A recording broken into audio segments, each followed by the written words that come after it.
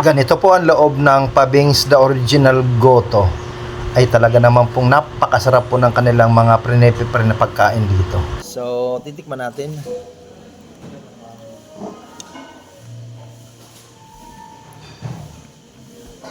Aba, napakasarap pala nito.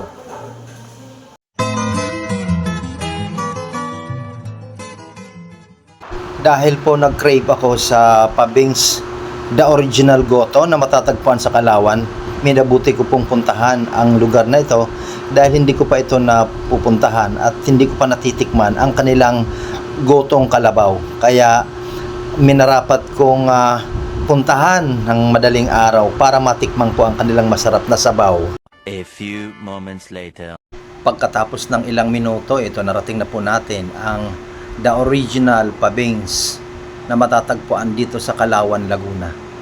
At dahil madaling araw pa po ito, expected po natin na wala pang masyadong tao. At ang kagandahan po, talagang bagong-bago po ang kanilang i-prepare na pagkain. So ang habol-habol ko po dito ay yung goto, na kung saan ito po talagang dinadayo ng mga tao.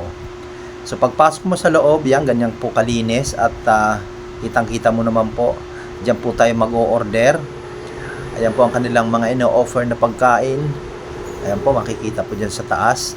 At ang aking punteriya po talaga, ito yung bulalo. At saka yung goto na kung saan may 200, may 150, may 120. So dahil so marami po ang laman po, ay pinili ko yung 120 dahil hindi ko kayang ubusin. Pero nagdagay din po ako ng extra. So bali dito nagpaalam muna ako kung pwede ko po silang kuhanan. Okay naman daw po. Kitang-kita nyo naman po, napakadami nilang tinatadtad. Yan po ay bagong-bago po yan. Kahango lang galing sa kalan. Kaya talagang nakakatakam po at sulit na sulit po ang inyong pagpunta pag napuntahan nyo po ang Pabings The Original Goto. Kalabaw po yan. Kalabaw po ang kanilang ino-offer. So, just a few minutes po na pag-aantay. Ito na po. So, na-serve na po sa akin ang aking order po na gotong kalabaw. Naku po, talagang ako'y takam na takam dyan. Napakasarap po niyan, lalo't meron pong patis at saka kalamansi na may sili. Kaya tara, kain na po tayo. Kaya't ano pang inaantay natin, tikman na natin ang kanilang pinagmamalaki na The Original Goto. Gotong kalabaw, mga kawatsanday.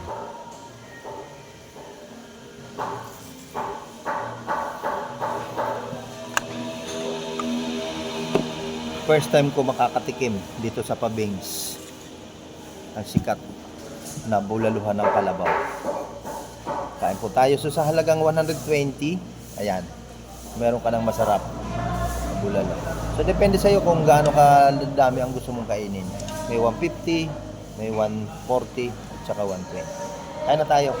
Tikman natin kung masarap. Yo! Yo, yo, yo! Welcome sa channel na swak sa inyo. Ito na si Serena Bayo. Yo, yo! Sa pangingista, maaga gumigising. Sa dagat o ilog, saya'y di kayang tumbasan natin. Bit-bit ang pain at lakas ng loob. Mas masarap to kapag merong sulit ang pagod. sausawan. Pagdating sa kusina, lutong astig. Simpleng sangkap, ginagawang magic. So, titikman natin. Sa uling, tikman mo lang. Siguradong galing. Mula bundok hanggang baybayin. Aba, napakasarap pala nito. Kalabaw. So, matagal na pong alam ko ang Pabings na to, kaya lang hindi ko pa po napupuntahan. First time ko lang po.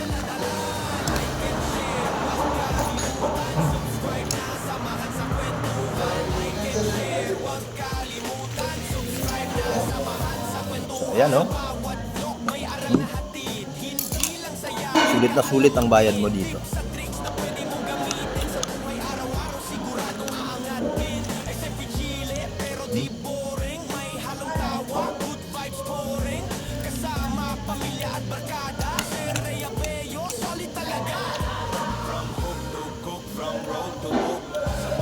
Kaya yung mga gustong pumunta rito, recommended. Napakasarap.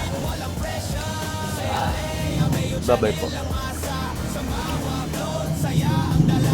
Fishing, cooking, baking at more. Dito ka na, wag nang mag-explore. Like, comment, share na agad si Ray Abeo. Solid at astig, walang katulad. Like, comment, share na agad si Ray Abeo. Solid at astig, walang katulad.